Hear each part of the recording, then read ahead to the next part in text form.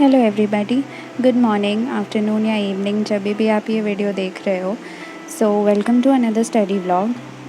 In this vlog I'll be giving an offline mock test for the first time. As you all know, I received my HYTS High Yield Test Series booklet a few days back, and today I'll be attempting the first test from that book.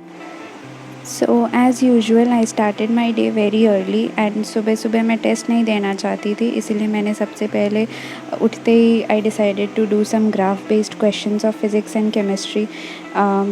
Graph में जो है, मुझे नहीं लगता कोई भी ऐसा है जो बोलेगा कि उसको ग्राफ में प्रॉब्लम नहीं होती. And I am one of you guys. मुझे भी ग्राफ में काफ़ी दिक्कत होती थी पहले, अब तो काफ़ी ज़्यादा प्रैक्टिस के बाद से फिर भी इम्प्रूवमेंट हो गया है, but still I was solving these questions. I got this PDF from NEET prep का Telegram channel. They have been uploading these PDFs like diagram based questions on biology या फिर without calculation questions of physics and chemistry. ऐसे कर करके उन्होंने काफ़ी सारे PDFs upload कर रखे हैं एंड दोज आर फ्री. तो if you guys want you can check that out. It will be very helpful. At least it has been helping me a lot. Also ये रिविज़न का टाइम चल रहा है, तो आप लोगों को कोशिश करना चाहिए कि मतलब अलग अलग वैरायटी के क्वेश्चन सॉल्व करते रहें. अगर आपका कोर्स कंप्लीट है तभी, ऐसा नहीं कि आपका रिवीजन पूरा हुआ ही नहीं है और आप अलग अलग जगह से क्वेश्चंस करने में लगे हुए हो. But if you have fully revised your course and you are like कि हाँ ठीक है, आई हैव डन इनफ, तो आप ये सारे क्वेश्चंस जो है एक्सेस कर सकते हो. I think these are really good and these will give that boost in your preparation. So there were 50 questions and I did those, and I'll say that I got a pretty decent score. मेरा score 161 था, जिसमें से मेरे 7 questions गलत थे, and I am okay with that. मतलब मुझे काफ़ी अच्छा लगा score. Then after a little break where I freshened up and all, I sat down for study session 2 और उसमें मैंने mock test अपना दिया. Now since I have given a few test, तो अब मैं इस बुक को थोड़ा बहुत जज कर पा रही हूँ and I can give my review according to that. So I think that this book is absolutely perfect. The questions are just NCERT based. Bio में तो मुझे लगता है कि देयर वर नो क्वेश्चंस जो कि NCERT से बाहर के हों. अगर एक दो थे भी तो like those were like PYQs, जो कि मतलब अक्सर फ्रीक्वेंटली पूछे जाते हैं. तो ऐसा कुछ भी नहीं था जो NCERT से बाहर हो. फिज़िक्स में I feel like it was, मतलब होता है ना कि जस्ट थोड़ा सा एक नॉच अप, वैसा लेवल क्वेश्चन था. एंड आई थिंक कि वैसा ही होना चाहिए, क्योंकि बिल्कुल ही अगर लेम लेवल कर दिया जाएगा तो फिर that doesn't make sense. And chemistry, I feel chemistry was also very fine. So according to me, the paper level is just perfect and I'll absolutely recommend it to you guys. Also, I talked to you guys in the previous video about switching my paper attempting strategy. मतलब पहले मैं botany करती थी, then zoology करती थी, but now I have switched it. I have switched to zoology first and then botany, and trust me, it's helping me a lot. मतलब zoology I find it more easier, और मुझे लगता है maximum लोगों को ही zoology ज़्यादा easy लगती होगी in comparison to botany. तो जब मैं उसको पहले attempt करती हूँ तो I get more confidence.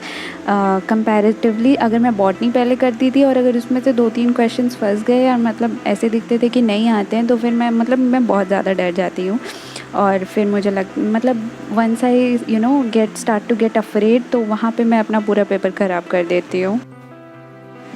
Okay, so coming back to the book, I think the book is very nice, but there is this one thing जो मुझे लगता है कि अच्छा और हो सकता था.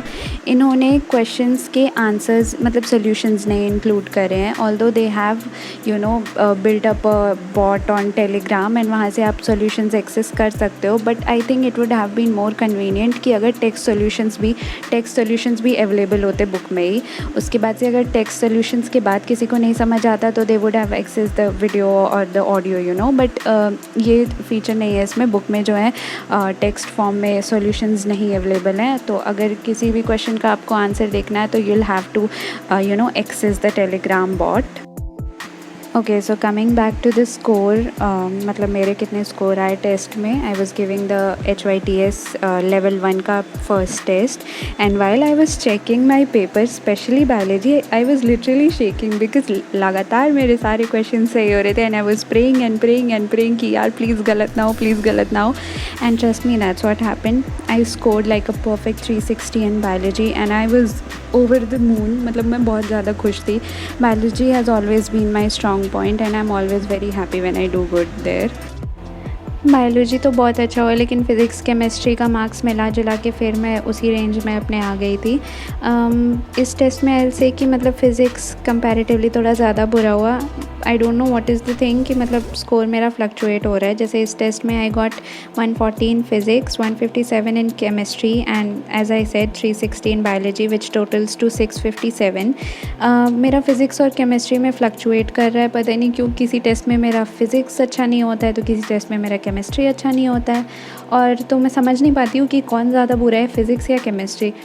फिर ऑल्दो मुझे जो है पर्सनली केमिस्ट्री से बहुत ज़्यादा हेट है, क्योंकि फ़िज़िक्स तो ऐसा है ना कि वो मुँह पे बुरा है। फ़िज़िक्स तो खैर किसी को नहीं अच्छा लगता है। केमिस्ट्री मुझे ऐसा लगता है कि ऐसा सब्जेक्ट है जो अंदर से गला काटता है, मतलब मुँह पे अच्छा बनता है और लेकिन वो बहुत बुरा सब्जेक्ट है। Trust me, I just hate chemistry.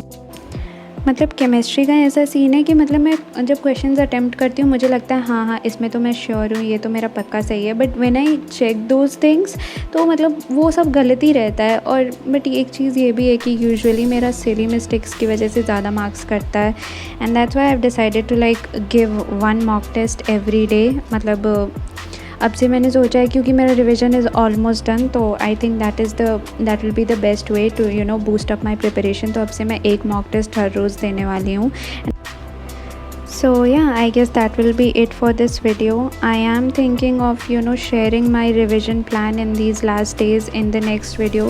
Let's see. I'm not fully convinced कि मुझे अपना revision plan अभी share करना चाहिए कि नहीं, क्योंकि वही बात है कि मैंने भी NEET qualify करा नहीं है, तो I don't think that sharing plans will be the best possibility. But yeah, let me know if you guys want. I will do it, and yeah, I'll see you very soon in a new study vlog. Until then, be happy, be motivated, and keep studying. Trust me, you'll make it. Just try to enjoy the process. Never think of it as a burden, and I'm sure you'll be there. Goodbye.